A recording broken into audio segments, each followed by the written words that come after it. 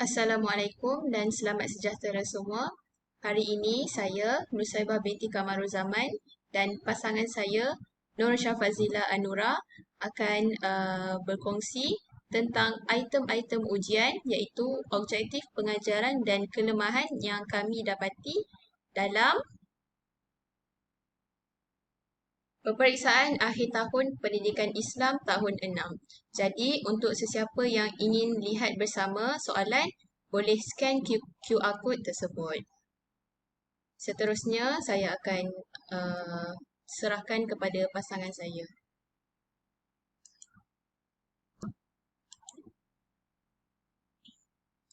Assalamualaikum warahmatullahi taala wabarakatuh. Okey, antara objektif pembelajaran yang kami jumpa dalam ujian ini, okey, kita boleh tengok dekat sini soalan 11 hingga 15. Okey, tentukan ayat di bawah sama ada surah At-Tin atau surah Asy-Syah. Okey, dekat sini objektif pembelajaran yang kami jumpa ialah 1.2.1, murid dapat menghafal surah At-Tin, surah Al-Insyirah dan surah Asy-Syams dengan betul dan bertajwid. Okey. Kita tengok muka surat seterusnya. Okey, soalan yang seterusnya iaitu soalan 6 hingga 10. Okey, bulatkan jawapan yang betul. Okey, dekat sini objektif pembelajaran yang kita jumpa dekat sini 1.3.2.1. Murid dapat menerangkan pengenalan surah Ad-Duha. Okey.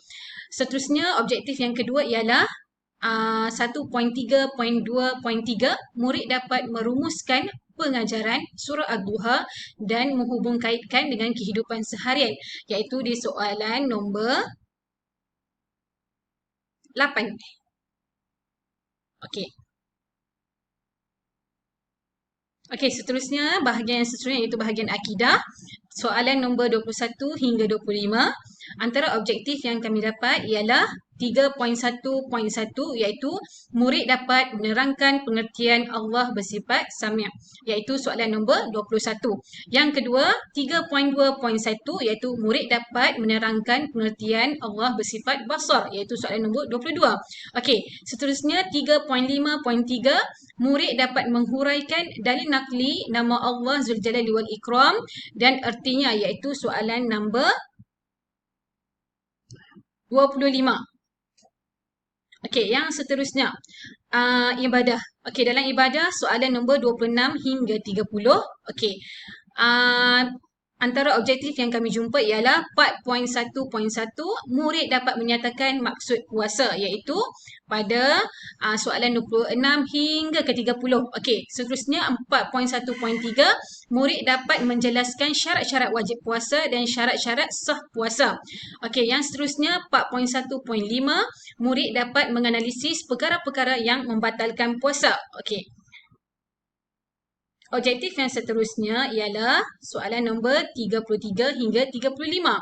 Okey, antara objektif yang kami jumpa ialah 5.1.1, murid dapat menjelaskan latar belakang peristiwa perjanjian Hudaibiyah. Okey, objektif yang seterusnya 5.2.3, murid dapat menganalisis ikhtibar daripada peristiwa pembukaan Kota Mekah, iaitu soalan nombor 34. Kesan daripada pembukaan Mekah ialah. Okey, yang terakhir ialah akhlak. Soalan nombor 36 hingga 40. Okey, antara objektif yang kami jumpa ialah 6.3.1, murid dapat menyatakan adab terhadap alam sekitar. Yang seterusnya 6.3.3, murid dapat menganalisis akibat mengabaikan adab terhadap alam sekitar. Okey, sekian. Baik, seterusnya saya akan teruskan dengan kelemahan-kelemahan item ujian yang kami dapat.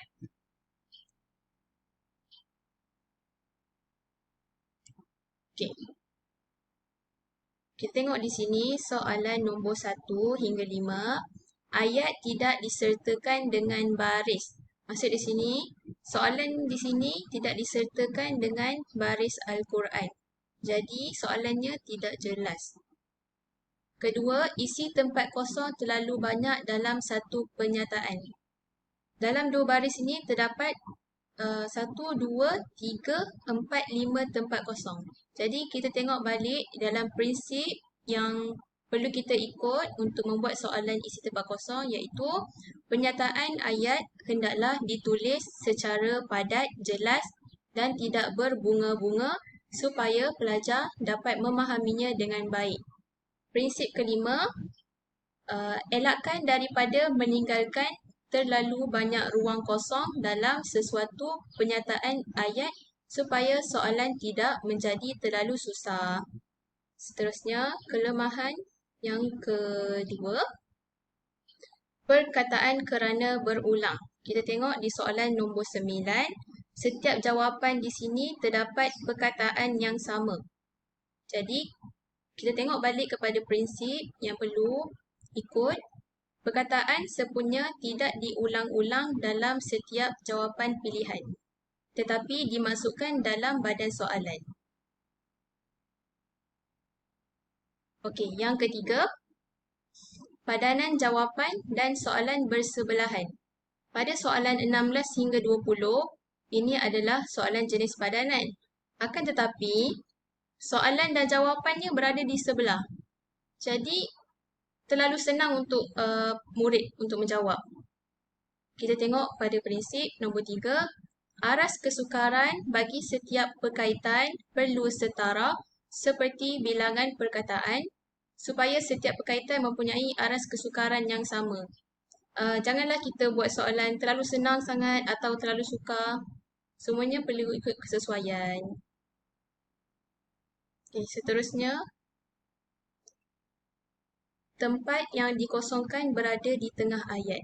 Kita tengok soalan nombor 37. Tempat kosong yang perlu diisi berada di tengah. Jadi sepatutnya, prinsip nombor 6 mengatakan ruang kosong hendaklah ditempatkan di penghujung pernyataan atau ayat supaya perkataan yang dikehendaki jelas kepada pelajar. Itu sahaja dari kami. Sekian, terima kasih.